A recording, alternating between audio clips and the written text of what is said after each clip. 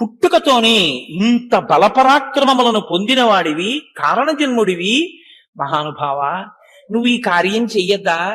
ఏమి నువ్వు బలవంతుడవేగా, నువ్వెందుకు చెయ్యవు అంటావేమో. త్రివిక్రమే మయా తాత శశైలవనకానన త్రిసప్తకృత్వ పృథివీ పరిక్రాంత ప్రదక్షిణం.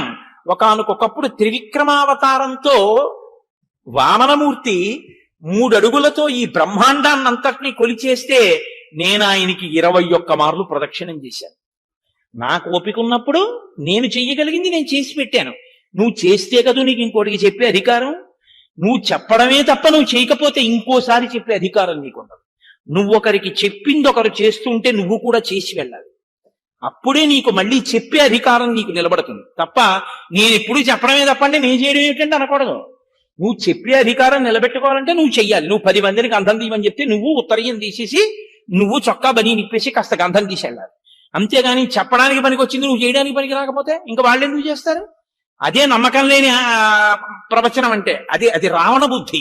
రామబుద్ధి అయితే తను చెప్పింది తాను ఆచరించాలి.